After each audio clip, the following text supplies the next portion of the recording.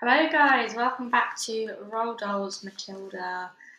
Today I think I may be able to read you two chapters, so that would be amazing if I could. So the next chapter is called Lavender. Guess it's about the little girl that's called Lavender. And I'm reading this all for pleasure and entertainment. It's all Roald Dahl's own work. Let's get reading.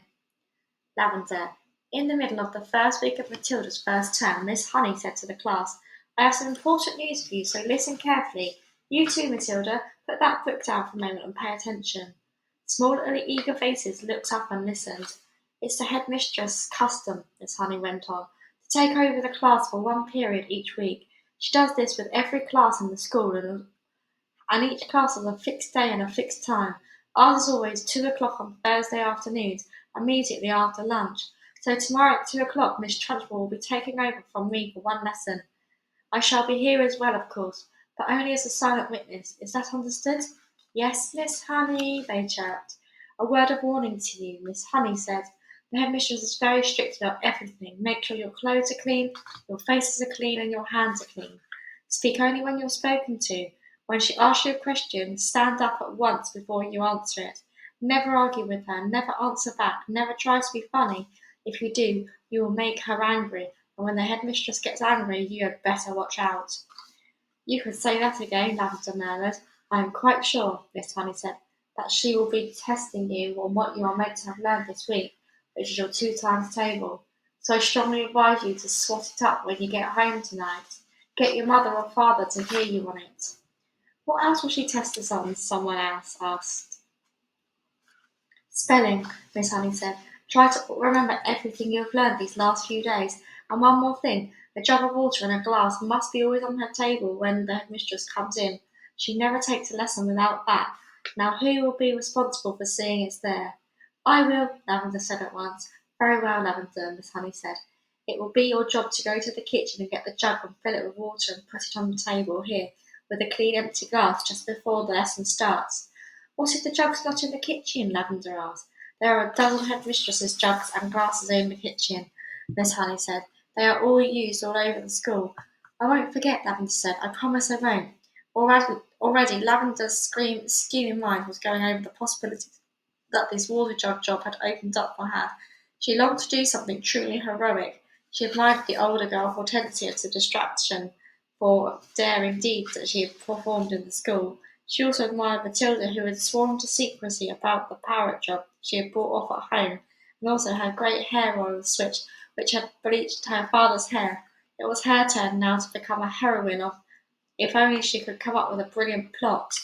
On the way home from school that afternoon, she began to mull over the various possibilities, and when at last the germ of a brilliant idea hit her, she began to expand on it and lay her plans with the same kind of care the Duke of Wellington had done before the Battle of Waterloo.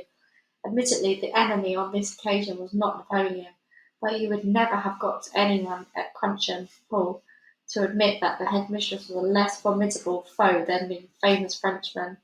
Great skill would have to be exercised, Lavender told herself, and great secrecy observed if she was to come out of this exploit alive. There was a muddy pond at the bottom of Lavender's garden, and this was the home of a colony of newts.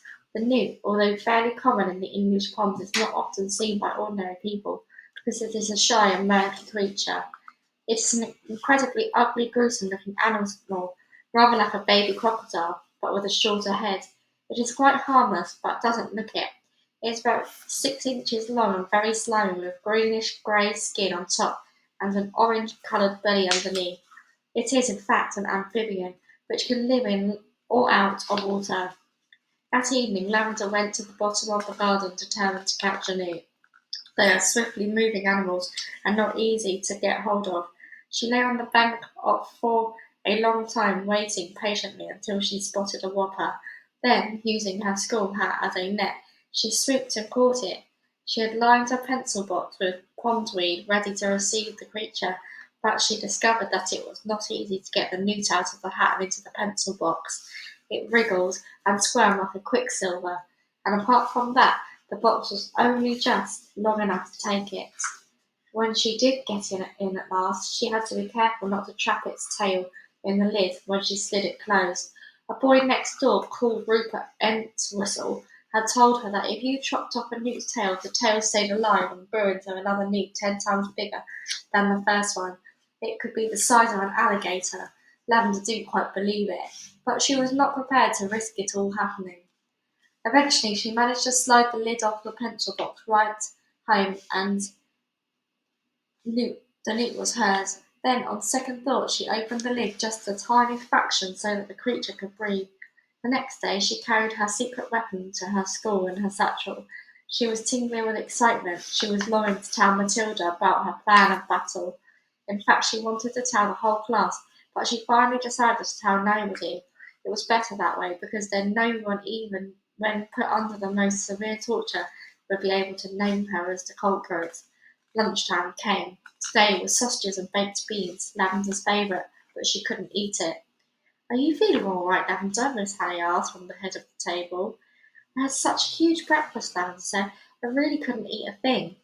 Immediately after lunch, she dashed off to the kitchen and found one of the Trunchbull's famous jugs.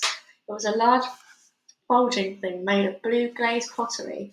Lavender filled it half full of water and carried it together with a glass into the classroom, and set it on the teacher's table. The classroom was still empty. Quick as a flash, Lavender got her pencil box from her satchel and slid open the lid just a tiny bit.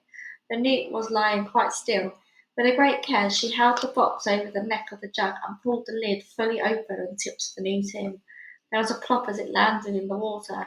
Then it thrashed around wildly for a few seconds before settling down. And now, to make the newt feel more at home, Lavender decided to give it all pondweed from the pencil box as well. The deed was done. Already, Lavender put her pencils back into the rather damp pencil box and returned it to its correct place on her own desk. Then she went out and joined the others in the playground until it was time for the lesson to begin. The weekly test, the next chapter.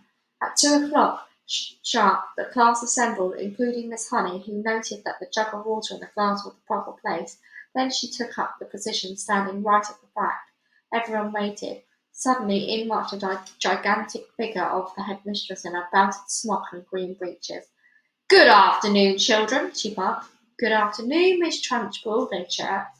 The headmistress stood before the class, legs apart, hands on hips, glaring at the small boys and girls who sat nervously at their desks in front of her. "Not a pretty sight," she said. Her expression was one of utter distaste, as though she were looking at something a dog had done in the middle of the floor. "What a bunch of nauseating little warts you are!" Everyone had the sense to stay silent. "It makes me vomit," she went on. "Think that I'm going to have to put up with you lot of garbage like in my school for the next 6 years. I can see that I'm going to have to expel as many of you as possible, as soon as possible, to save myself from going round the bend." She paused and snorted several times. It was a curious noise. You can hear the same sort of thing if you walk through a riding stable when the horses are being fed. "I suppose," she went on, "your mothers and fathers tell you you're wonderful. Well, I'm here to tell you the opposite, and you better believe me. Stand up, everybody." They all got quickly to their feet. "Now put your hands out in front of you, as if I walk past. I want you to turn them over so I can see if you are clean on both sides." The judge began the slow march along the rows of decks, inspecting the hands. All went well until she came to a small boy in the second row. "What's your name?" she barked. "Nigel," the boy said. "Nigel what?" "Nigel Hicks," the boy said. "Nigel Hicks what?" the trunchbull bellowed. She bellowed so loud she nearly blew the little chap out of the window. "That's it," Nigel said, "unless you want my middle names as well." He was a brave little fellow, and one could see that he was trying not to be scared by the Gorgon who towered above him. "I do not want your middle names, you blister," the Gorgon bellowed.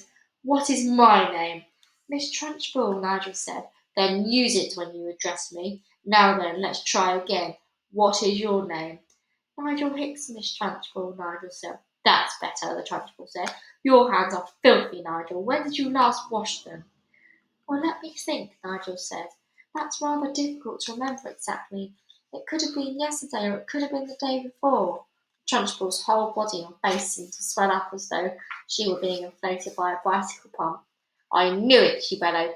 "I knew as soon as that you were nothing but a piece of filth. What is your father's job, a sewage worker? He's a doctor, Nigel said, and jolly good one. He says we're all covered with bugs anyway, so that's a bit of a extra dirt never hurts anyone. I'm glad he's not my doctor, the Trunchbull said. And why, might I ask, is there a baked bean on the front of your shirt? We had them for lunch, Miss Trunchbull. And do you usually put your lunch on the front of your shirt, Nigel? Is that what this famous doctor father of yours has taught you to do? Baked beans are hard to eat, Miss Trunchbull. They keep falling off my fork. You are disgusting, the Trunchbull bellowed. You are a walking germ factory. I don't wish to see any more of you today. Go and stand in the corner on one leg with your face to the wall. But, Miss Trunchbull, don't argue with me, boy, or I'll make you stand on your head. Now do as you are told. Nigel went. Now stay where you are, boy, while I test you on your spelling to see if you've learnt anything at all this past week. And don't turn around when you talk to me. Keep your nasty little face to the wall. Now then, spell right. Which one? Nigel asked. The thing you do with a pen or pen, or the one that means the opposite of wrong. He happened to be an unusually bright child, and his mother had worked hard with him at home on spelling and reading. The one with a pen, you little fool. Nigel spelled it correctly, which surprised the Trunchbull. She thought she'd given him a very tricky word, one that he wouldn't yet have learnt, and she was peeved that he had succeeded. Then Nigel said, still balancing on one leg and facing the wall, Miss Honey taught us how to spell a very long word yesterday. And what word was that? The Trunchbull asked softly. The softer her voice became, the greater the danger, but Nigel wasn't to know this. Difficulty, Nigel said. Everyone in the class can spell difficulty now. What nonsense, the Trunchbull said. You are not supposed to learn long words like that until you are at least 8 or 9. And don't try to tell me everybody in the class can spell that word. You are lying to me, Nigel. Test someone, Nigel said, taking an awful good chance. Test anyone you like. The Trunchbull's dangerous, glittering eyes were covered around the classroom. You, she said, pointing at a tiny, rather dark little girl called Prudence. Spell difficulty. Amazingly, Prudence spelled it correctly, and without a moment's hesitation. The Trunchbull was properly taken aback. She snorted. And I suppose Miss Honey wasted the whole of one lesson teaching you to spell one single word. Oh, no, she didn't, piped Nigel. Miss Honey taught us in 3 minutes, so we'll never forget it. She teaches us lots of words in 3 minutes. And what exactly is this magic method, Miss Honey? Asked the headmistress. I'll show you, piped up the brave Nigel again, coming to Miss Honey's rescue. Can I put my other foot down and turn round, please, while I show you? You may do neither, snapped the Trunchbull. Stay as you are. Show me just the same. All right, said Nigel, wobbling crazily on his one leg. Miss Honey gave us a song about each word, and we all sing it together when we learn to spell it in no time. Would you like to hear the song about difficulty? I should be fascinated, the Trunchbull said in a voice dripping with sarcasm. Here it is, Nigel said. Mrs. D, Mrs. I, Mrs. F, F, I, Mrs. C, Mrs. U, Mrs. L, T, Y. That spells difficulty. How perfectly ridiculous, snorted the Trunchbull. Why are all these women married? And anyway, you're not meant to teach poetry when you're teaching spelling. Cut it out, future Miss Honey. But it does teach them some of the harder words wonderfully well, Miss Honey murmured. Don't argue with me, Miss Honey, the headmistress thundered. Just do as you're told. I shall now test a class on multiplication tables to see if Miss Honey has taught you anything at all in that direction. The Trunchbull had returned to her place in front of the class, and her diabolical gaze was moving slowly along the rows of tiny pupils.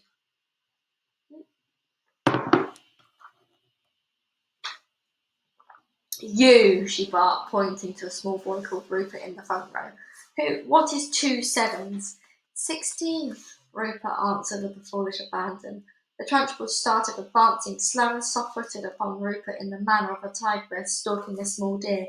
Rupert suddenly became aware of the danger signals and quickly tried again. It's 18, he cried. 2 sevens are 18, not 16. You ignorant little slug, the Trunchbull bellowed. You witless weed. You empty-headed hamster. You stupid glob of glue. She had now stationed herself directly behind Rupert, and suddenly she extended a hand of the size of a tennis racket and grabbed all the hair on Rupert's head in her fist. Rupert had a lot of golden-coloured hair. His mother thought it was too beautiful to behold and took a delight in allowing it to go extra long. The Trunchbull had as great dislike for long hair on boys as she had for plaits and pigtails on girls, and was about to show it. She took a firm grip on Rupert's long golden tresses with her giant hand, and then by raising a muscular right arm, she lifted the helpless boy clean out of his chair and held him aloft. Rupert yelled. He twisted and squirmed and kicked the air and went yelling like a sick pig. And Miss Trunchbull bellowed, 2 sevens are 14! 2 sevens are 14! I'm not letting you go till you say it. In the back of the class, Miss Honey cried out, Miss Trunchbull, please let him down. You're hurting him. All his hair might come out. And well, it might if he keeps wriggling, snorted the Trunchbull. Keep still, you squirming worm. It really was quite extraordinary sight to see this giant headmistress dangling the small boy high in the air, and the boy spinning and twisting like something on the end of the string and shrieking his head off. Say it, bellowed the Trunchbull. Say 2 sevens are 14.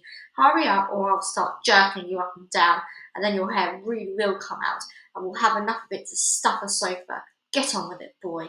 Say 2 sevens are 14, and I'll let you go. 2 sevens are 14, gasped Rupert. Whereupon the Trunchbull, true to her word, opened her hand quite literally and let him go. He was a long way off the ground when he released him, and he plummeted to earth and hit the floor and bounced like a football. Get up and stop whimpering, the Trunchbull barked. Rupert got up and went back to his desk, massaging his scalp with both hands.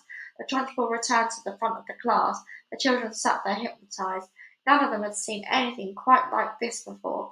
It was splendid entertainment. It was better than a pantomime, but with one big difference. In this room there was an enormous human bomb in front of them, which was liable to explode and blow someone to bits at any moment. The children's eyes were riveted on the headmistress. I don't like small people, she was saying. Small people should never be seen by anybody. They should be kept out of sight in boxes like hairpins and buttons. I cannot for the life of me see why children have to take so long to grow up. I think they do it on purpose. Another extremely brave little boy in the front row spoke up and said, But surely you were a small person once, Miss Trunchbull, weren't you? I was never a small person, she snapped. I have been large all my life, and I don't see why others can't be the same way. But you must have started out as a baby, the boy said. Me? A baby, shouted the Trunchbull. How dare you suggest such a thing? What a cheek! What an infernal insolence! What's your name, boy? And stand up when you speak to me. The boy stood up. My name is Eric Ink, Miss Trunchbull, he said. Eric what? The Trunchbull shouted. Ink, the boy said. Don't be an ass, boy. There's no such name. Look in the phone book, Eric said. You'll see my father up there under Ink. Very well, then, the Trunchbull said. You may be Ink, young man, but let me tell you something. You're not indelible. I'll soon rub out if you try getting clever with me. Spell what? I don't understand, Eric said. What do you want me to spell? Spell what, you idiot? The word what? What? Eric said, answering too quickly. There was a nasty silence. I'll give you one more chance, the Trunchbull said, not moving. Ah, yes, I know, Eric said. It's got an H in it. W-H-O-T. It's easy. In 2 large strides, the Trunchbull was behind Eric's desk, and there she stood, a pillar of doom towering over the helpless boy. Eric glanced fearfully back over his shoulder at the monster. I was right, wasn't I? He murmured nervously. You were wrong, the Trunchbull barked. In fact, you strike me as a sort of poisoned little pockmark. That will always be wrong. You sit wrong, you look wrong, you speak wrong, you are wrong all round. I'll give you one more chance to be right. Spell what? Eric hesitated. Then he very slowly said, It's not W-O-T and it's not W-H-O-T. Ah, I know it must be W-H-O-T-T. Standing behind Eric, the Trunchbull reached out and took hold of the boy's 2 ears, one with each hand, pinching them between the forefinger and thumb. Ow! Eric cried. Ow, you're hurting me! I haven't started yet, the Trunchbull said briskly, and now taking firm grip on his 2 ears, she lifted him bodily out of his seat and held him aloft. Like Rupert before, Eric squealed the house down. From the back of the classroom, Miss Honey cried out, "Miss Trunchbull, don't please let him go. His ears might come off." "They'll never come off," the Trunchbull shouted back. "I have discovered through long experience, Miss Honey, that ears of small boys are stuck very firmly to their heads." "Let him go, Miss Trunchbull, please," begged Miss Honey. "You could damage him, you really could. You could wrench them right off." "Ears never come off," the Trunchbull shouted. "They stretch most marvellously like these are doing now, but I can assure you they never come off." Eric was squealing louder than ever and pedalling the air with his legs. Matilda had never before seen a boy, or anyone for that matter, held aloft by his ears alone. Like Miss Honey, she felt sure both ears were going to come off at any moment with all the weight that was on them. The Trunchbull was shouting, "The word what is spelled W-H-A-T. Now spell it, you little wart." Eric didn't hesitate. He had learnt from watching Rupert a few minutes before that the quicker you answered, the quicker you were released. "W-H-A-T," he squealed. "Spells what?" Still holding him by the ears, the Trunchbull lowered him back into his chair behind his desk. Then she marched back to the front of the class, dusting off her hands once against the other, like someone who had been handling something rather grimy. "That's the way you make them learn, Miss Honey," she said. "You take it from me. It's no good just telling them. You've got to hammer it into them. There's nothing like twisting and twiddling to encourage them to remember things. It concentrates their minds wonderfully."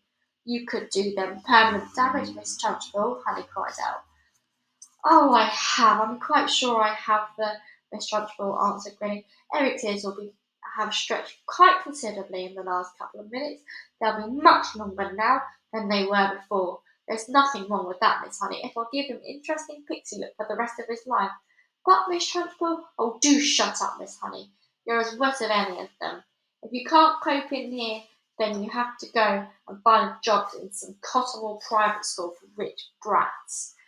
When you have been teaching for as long as I have, you'll realise it's no good at being kind to children. Read Nicholas Nickleby, Miss Honey, by Mr. Dickens. Read about Mr. Wackford Squeers, the admirable headmaster of the Do the Boys Hall. He knew how to handle the little brutes, didn't he? He knew how to use the bird, didn't he? He kept their backsides so warm you could have fried eggs and bacon on them. A fine book that, but I don't suppose this bunch of morons we've got here will ever read it, because by the look of them they are never going to learn to read anything." "I've read it," Matilda said quietly. The Trunchbull flicked her hair round and looked carefully at the small girl with dark hair and deep brown eyes sitting in the second row. "What did you say?" she asked sharply. "I said I've read it, Miss Trunchbull." "Read what?" "Nicholas Nickleby, Miss Trunchbull." "You are lying to me, madam," the Trunchbull shouted, glaring at Matilda. "I doubt there is a single child in the entire school who has read that book, and here you are, an unhatched shrimp, sitting in the lowest form there is, trying to tell me a whopping great lie like that. Why'd you do it? You must take me for a fool. Do you take me for a fool, child?" "Well," Matilda said. Then she hesitated. She had liked to say yes, I jolly well do, but that would have been suicide. "Well," she said again, still hesitating, refusing to say no. The Trunchbull sensed that the child was thinking and didn't like it. "Stand up when you speak to me," she snapped. "What is your name?" Matilda stood up and said, "My name's Matilda Wormwood, Miss Trunchbull." "Wormwood, is it?" the Trunchbull said. "In that case you must be the daughter of that man who owns Wormwood Motors." "Yes, Miss Trunchbull." "He's a crook," the Trunchbull shouted. "A week ago he sold me a second-hand car that he said was almost new. I thought he was a splendid fellow then, but this morning while I was driving that car through the village the entire engine fell out onto the road. The whole thing was filled with sawdust. The man's a thief and a robber. I'll have a skin for sausages, you see if I don't." "He's clever at his business," Matilda said. "Clever my foot," the Trunchbull said. "Miss Honey tells me that you are meant to be clever too. Well, madam, I don't like clever people. They are all crooked. You are the most certainly crooked. Before I fell out with your father, he told me some very nasty stories about the way you behaved at home. But you'd better not try anything in this school, young lady. I shall be keeping a very careful eye on you from now on. Sit down and keep quiet." And that is the end of the reading today. That was a good 2 chapters. I'm really pleased that we managed to read a little bit more than what we have been reading. So thank you again so much for listening. Really do appreciate it. I really like doing these read alongs. They are really good fun. So I'm going to sign off now until the next read along. Bye guys.